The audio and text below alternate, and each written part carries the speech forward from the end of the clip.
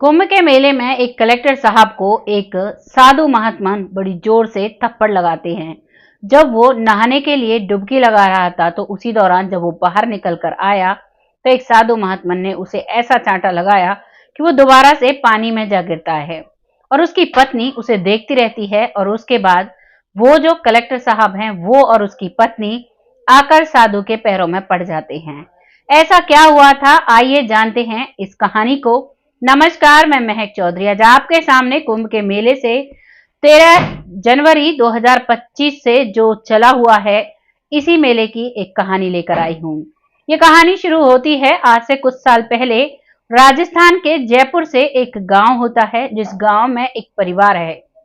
उस परिवार में मम्मी है, पापा है और उनका एक बेटा है। परिवार में जो परिवार का मुखिया है उसका नाम है बाबर सिंह और बाबर सिंह का एक बेटा है जिस बेटे का नाम है नवीन। नवीन उसका इकलौता बेटा है जिसका स्कूल में एडमिशन करा रखा है और वो स्कूल का जो एडमिशन है वो बेहद ही अच्छा स्कूल है, बड़ा स्कूल है और वहां की फीस को वो बहुत आसानी से झेल रहे हैं। लगातार ये सिलसिला चल रहा है। जो बाबर सिंह है वो एक छोटा सा बिजनेस करता है और उस बिजनेस से ही अपने घर का भरण पोषण करता है। बहुत अच्छे से उनका काम चला हुआ है, कोई भी पैसे की कोई भी तंगी नहीं है। सिलसिला यूं ही चलता है, लेकिन एक दिन कुछ ऐसा होता है कि उसकी जो कंपनी है, जो बिजनेस उसने खोला हुआ है, उसमें उसे लॉस होना शुरू होता है। जब बाबर सिंह को लगातार लॉस होता है तो बाबर सिंह सोचता है कि क्यों ना इसे बंद कर दिया जाए और अब आगे चलकर नौकरी की जाए। वैसे भी हमें करना क्या है, सिर्फ अपने बेटे को पढ़ाना है।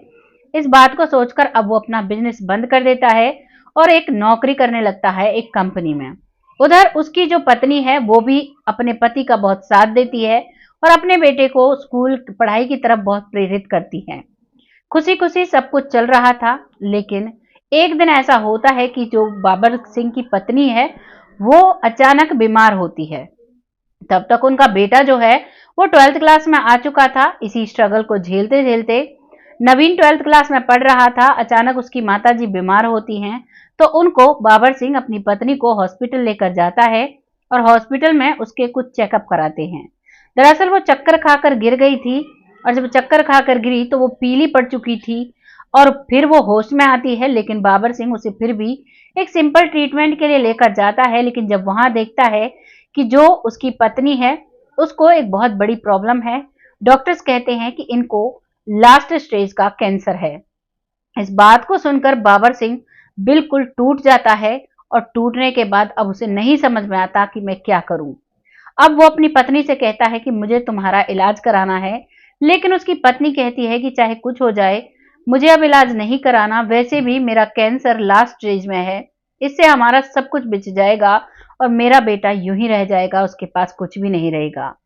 इस बात को बाबर सिंह सुनता है, समझता भी है, लेकिन वो अपनी पत्नी के मुंह में अपने जो उसकी कुछ जमीनें थी, उसका जो घर था, गांव वाला घर, वो सभी बेच देता है और बेचने के बाद अपनी पत्नी का ट्रीटमेंट कराता है।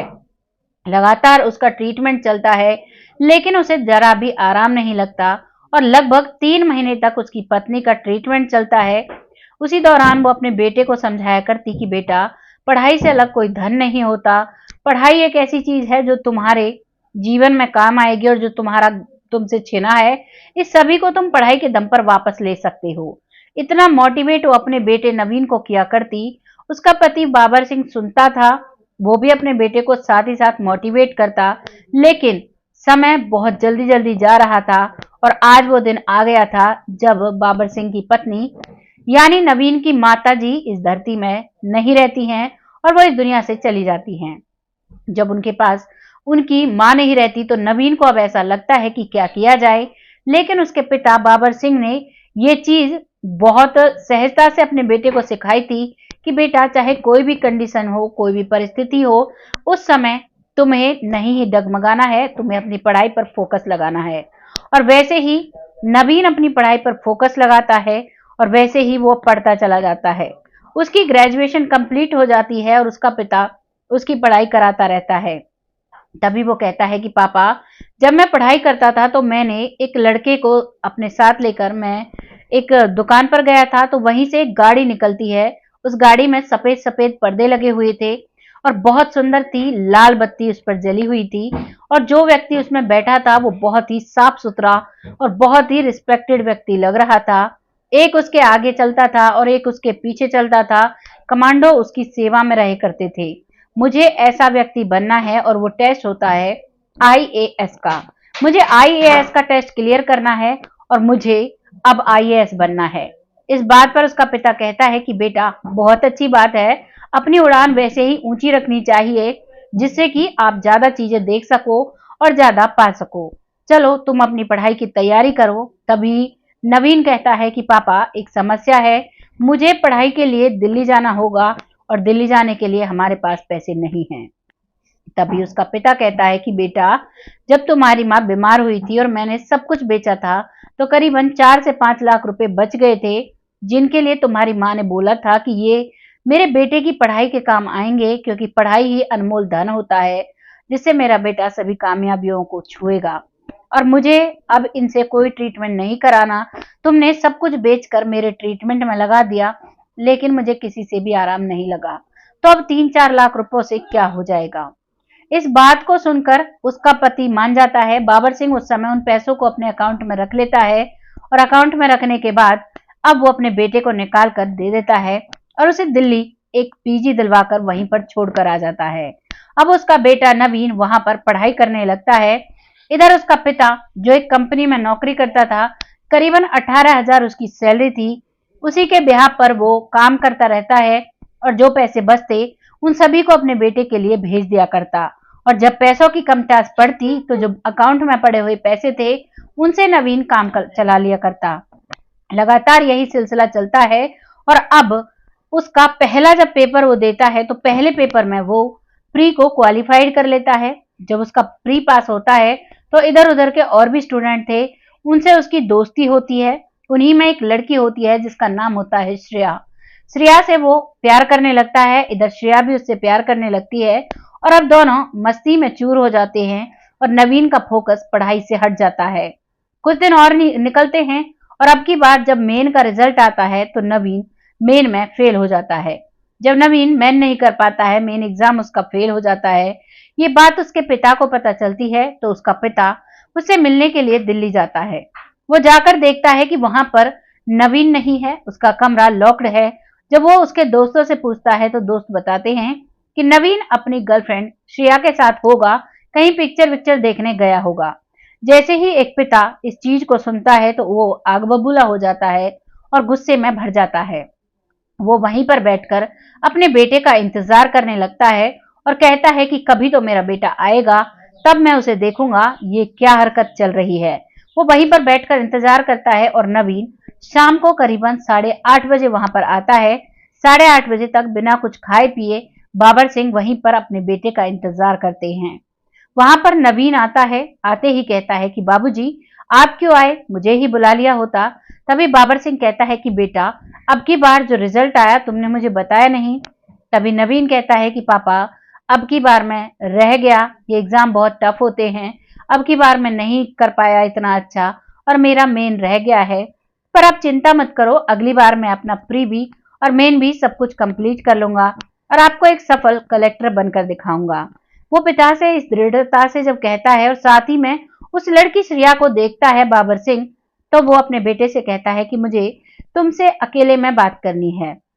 वो कहता है कि ठीक है बाबूजी, और अंदर अपने पिता को लेकर वो कमरे में चला जाता है। तभी उसका पिता कहता है कि बेटा, क्या तुम्हें अपनी माता के आखिरी शब्द याद नहीं जो तुम्हारी माँ ने प्राण छोड़ने से पहले तुमसे कहे थे। तभी वो लड़का कहता है कि मुझे सब कुछ याद है और आपको क्या पता, पढ़ाई क्या नीम के पत्ते थोड़ी ना है जो मैं इनको इकट्ठा कर कर ले आऊंगा। मेहनत लगती है, वक्त लगता है, आप क्या जानो पढ़ाई के बारे में। जब इतना रूडली बिहेव एक बेटा अपने पिता से करता है तो उस पिता को बुरा लगता है। उस पिता की आंखों में आंसू आने लगते हैं। जब वो उसकी माँ का वास्ता देता है उसके बेटे को, तो वो माँ को भी बुरा भला कहने लगता है। जो महिला इस दुनिया में नहीं है उसी का बेटा उसे गलत बोलता है। इस बात को सुनकर पिता का खून खौल जाता है। सारी बातें बाबर सिंह सुनता है तो वो अब वहां से वापस चला आता है और उसका बेटा उससे कहता है कि तुम यहाँ से चले जाओ, जो मुझे करना होगा मैं खुद से कर लूंगा, तुम्हें इस चीज की चिंता लेने की जरूरत नहीं है। वो पिता वहां से वापस आ जाता है उधर नवीन अपनी मौज मस्ती में मस्त रहता है।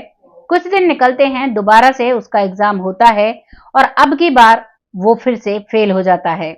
जब वो फेल होता है तो उसकी जो गर्लफ्रेंड थी श्रेया, वो भी उसे छोड़कर जाने लगती है। कहती है तुम अपनी पढ़ाई में कुछ नहीं कर पाए तो तुम अपनी लाइफ में क्या कर पाओगे, मुझे तुम्हारे साथ अपना टाइम वेस्ट नहीं करना।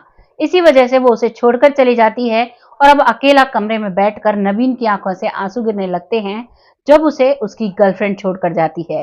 अब उसे वो वक्त याद आता है जो 4 महीने का प्यार जब उसे छोड़कर जाता है तो उसे कितना बुरा लगता है। वो सोचता है कि क्या मेरे पिता पर बीती होगी जिसने मुझे 20 से 25 साल पढ़ाया लिखाया, इतने प्यार से संजोया, प्यार से जीना सिखाया। उस पिता से मैंने उल्टा बोला, उस पिता को मैंने छोड़ दिया। अब उसे अपनी गलती का एहसास होता है और अब वो सोचता है कि मैं अपने पिता को पढ़ाई करके मनाऊंगा और वो मेहनत करने लगता है, बहुत मेहनत करता है और तीसरी बार में वो प्री मेन और इंटरव्यू सब कुछ क्लियर कर अब एक सफल आईएएस बन जाता है। उसके बाद वो सोचता है कि क्यों ना पहले ट्रेनिंग कर ली जाए और ट्रेनिंग करने के बाद फिर पापा से मिला जाए।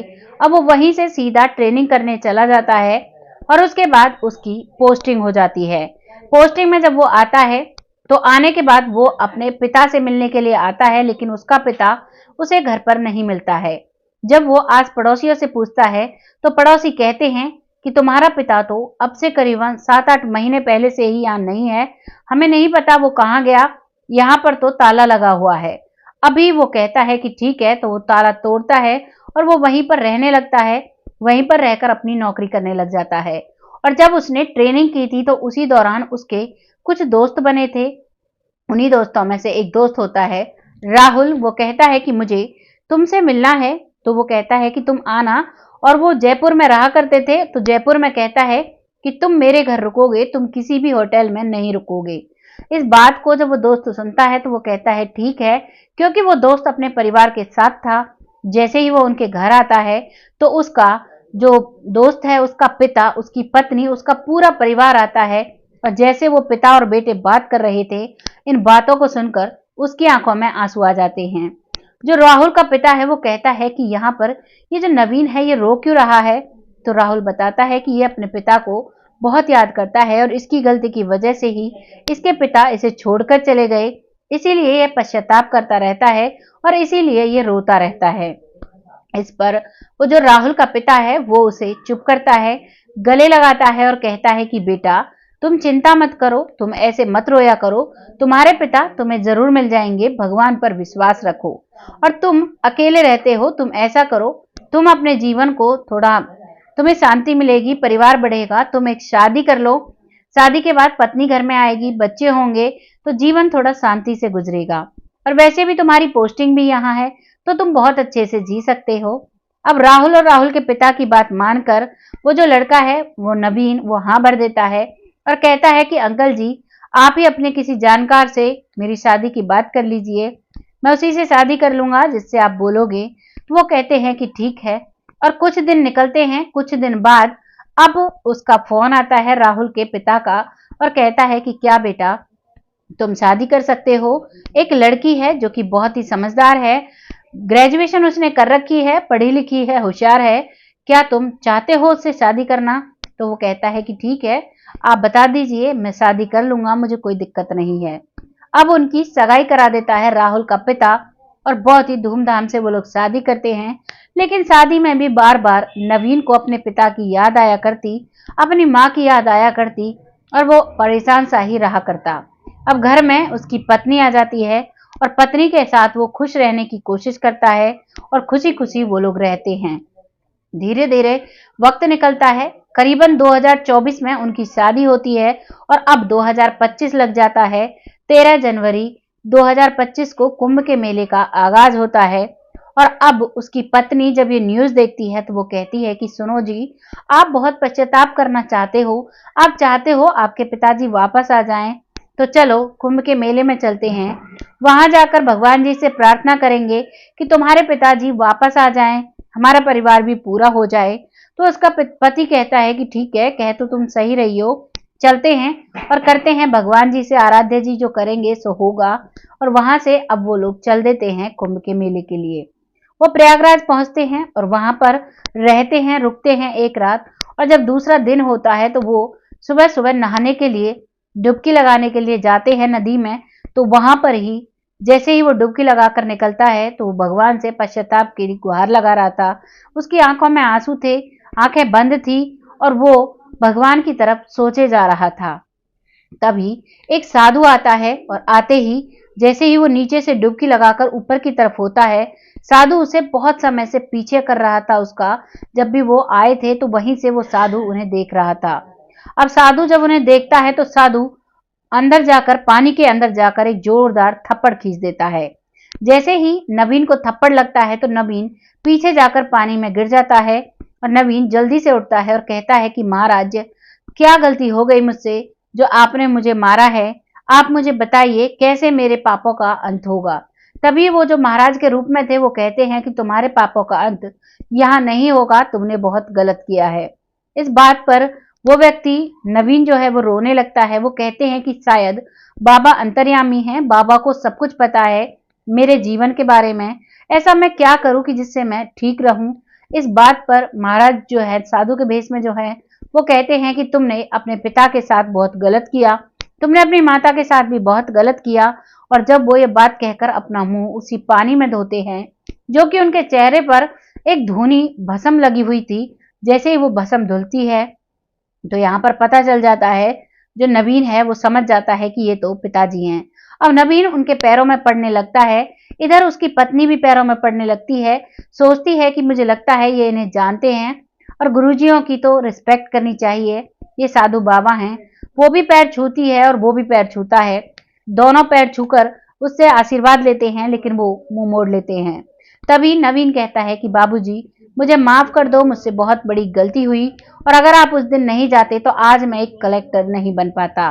जैसे ही वो ये बात कहता है तो अब उसके बाबूजी का गुस्सा शांत हो चुका था। उसे अपने टेंट में लेकर जाते हैं, जो उन्होंने अपने रहने के लिए एक जगह बना रखी थी, कपड़े से बना हुआ तंबू था, उसमें लेकर जाते हैं।